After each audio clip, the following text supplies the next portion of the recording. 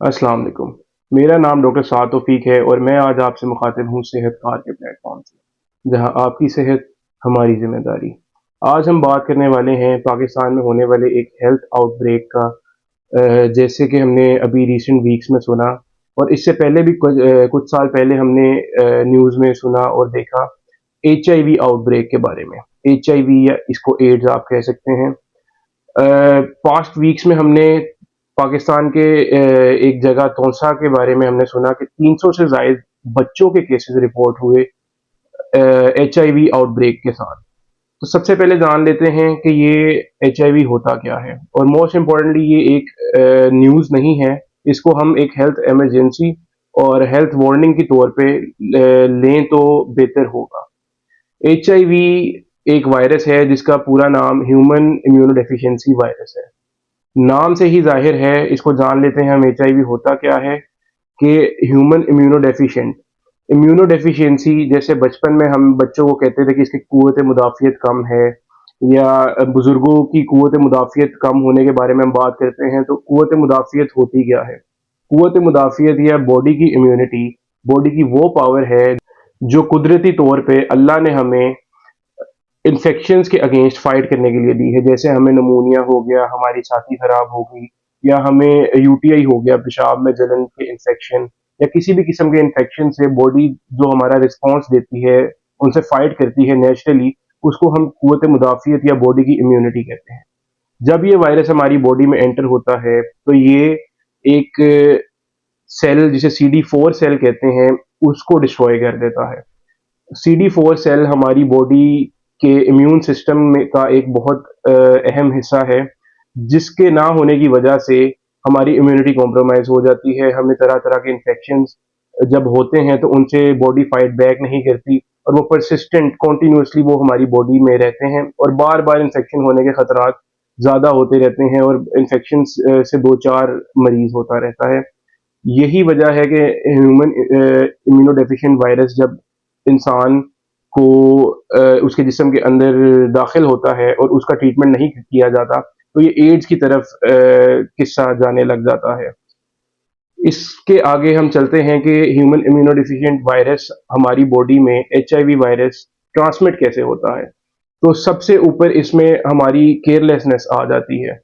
आप ख़ास ख़्याल रखें जिस तरह हम ब्लड ट्रांसफ्यूजन कराते हैं। अगर हमने ब्लड का उसकी स्क्रीनिंग नहीं करवाई ब्लड की, कि जो हमारा डोनर था उसको एचआईवी या कोई और इन्फेक्शन था और उसका हमने ब्लड अपने ट्रांसफ्यूज़ करवाया मरीज़ को और उसका उसके थ्रू एचआईवी वायरस आ गया, या एक यूज़ सिरिंज हमने यूज़ की, किसी ऐसे पेशेंट की सिरिंज जो एचआईवी पॉज़िटिव था और उसे हमने किसी और पेशेंट में यूज़ किया, या आपने एज़ अ पेशेंट चेक नहीं किया कि सिरिंज यूज्ड है या डॉक्टर ने या हेल्थ प्रोफेशनल ने न्यू सिरिंज ओपन की है, तो ये एक खतरा है ट्रांसमिशन का।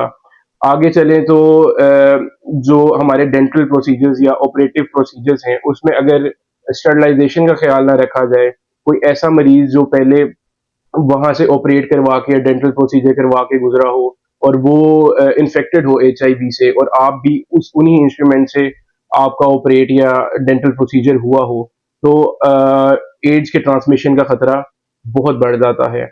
साथ ही साथ देखा जाए तो ये एक सेक्सुअली ट्रांसमिटेड डिजीज भी है।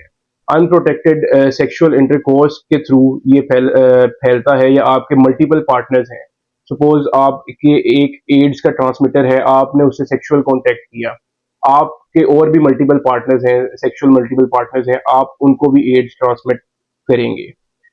आगे चलते जाएं तो एक मिथ्स एक लोग समझ लेते हैं कि एड्स जिसको हुआ है वो बिल्कुल अछूत है, या इस तरह की एक टर्मिनोलॉजीज हमारे सोशल नॉर्म्स बन जाते हैं जो हम यूज़ करते हैं। ऐसा नहीं होता कि अगर आप एड्स के मरीज से हाथ मिलाएं या उसे हग करें तो आपको एड्स ट्रांसमिट हो जाए। ये सिर्फ एक ब्लड के थ्रू, ब्लड ट्रांसमिशन के थ्रू ट्रांसफर हो सकती है। आगे चलते जाएं तो अगर आपको प्रेगनेंसी में एड्स डायग्नोस हो जाए तो हाई चांसेस हैं कि आपके बच्चे में वो ट्रांसमिट हो सकता है। जैसे खून माँ से बच्चे में ट्रांसमिट होता है, उसकी बच्चे की खुराक माँ के खून से ली जाती है, इसी तरह इन्फेक्शंस भी ट्रेवल कर जाते हैं, या उस वक्त नहीं हुए तो जब सी सेक्शन या डिलीवरी का टाइम होता है उस वक्त ये इन्फेक्शन बच्चे का कैरी करने का खतरा बढ़ जाता है। अब आगे हम बात कर लेते हैं कि एड्स अगर आपको डायग्नोज हो गया है, इसके अर्ली सिम्टम्स क्या होते हैं और लेट सिम्टम्स क्या होते हैं, क्रोनिक सिम्टम्स की अगर हम बात कर लें।